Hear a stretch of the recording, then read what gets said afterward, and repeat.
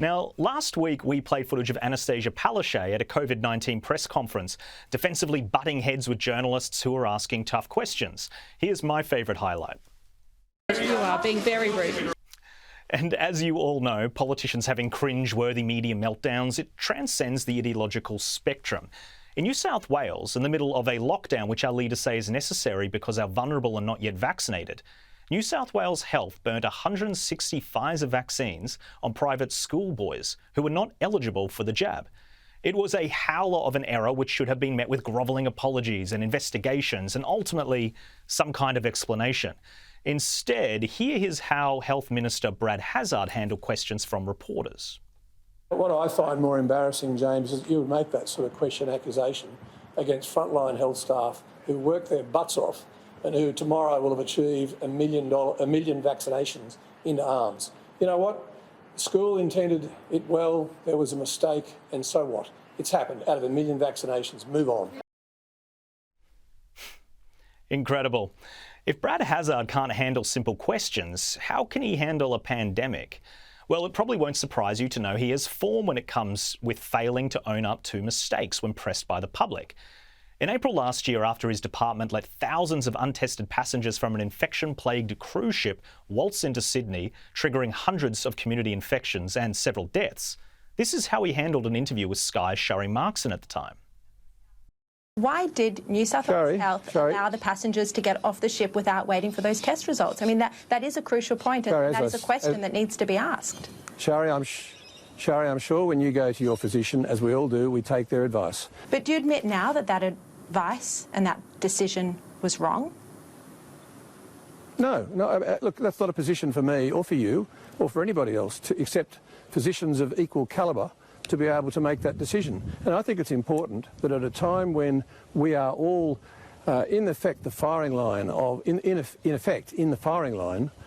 what is an unprecedented attack by a virus that is quite potent, that we actually shore up and give confidence to our doctors that we believe in what they're doing. Orwellian doublespeak at its finest. The incident should never have happened, but it wasn't my decision, and even if it was, those who made the decision were qualified, therefore you cannot question the decision, which was wrong. Crazy stuff. At least in the most recent stuff up, New South Wales Chief Health Officer Kerry Chant acknowledged that there was community anger around the incident. So clearly there was an error, and I can understand the concern and sympathise with the anger in the community about that occurrence. That was a misunderstanding, a miscommunication, a misstep. The word you are looking for, Kerry, appears to be mistake. And Brad Hazzard, you have to admit you made one before the media and the public are able to move on.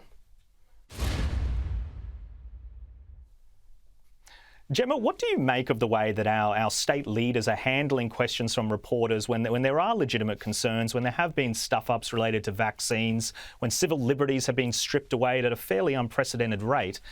Should they be reacting with such boldness? They're reacting like petulant kids who've got their hands caught in the cookie jar, Jack. I mean, this is the absurdity. We saw, our own Chris Kenny last week interviewing Nicola Spurrier in South Australia, and the actual ridiculous nature of her responses.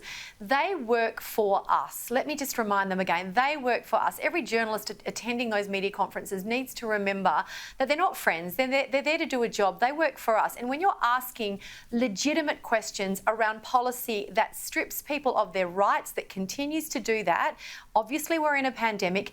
It is not unreasonable to expect plain speaking from premiers and the chief health officers, clear understanding, clear expectation and clear explanation of the reasons why they're making those decisions, the data behind it and the full context. What we're seeing here is premiers who, when they come under a teeny tiny little bit of pressure, spitting the chewy, if I can put it that way, and acting like they are above reproach and shouldn't be questioned. It's dangerous.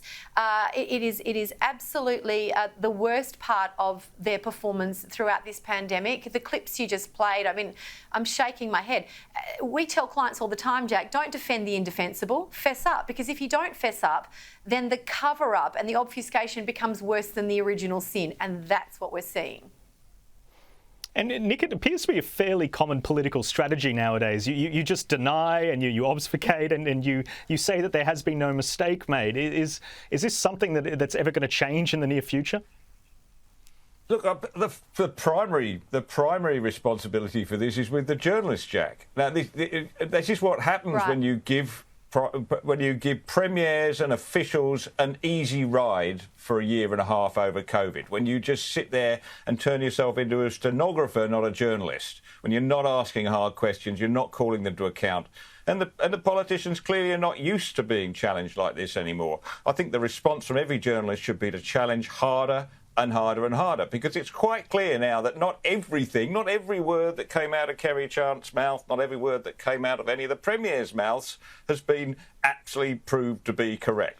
There were mistakes made, and not only that, forecasts were wrong. There's been too much exaggeration of the dangers on this and not enough challenging of the government when it comes up with measures like we're facing in Sydney right now. Why? Can you actually tell us what the medical advice is? Because there's a lot of medical advice around the world that shows that lockdowns do not work.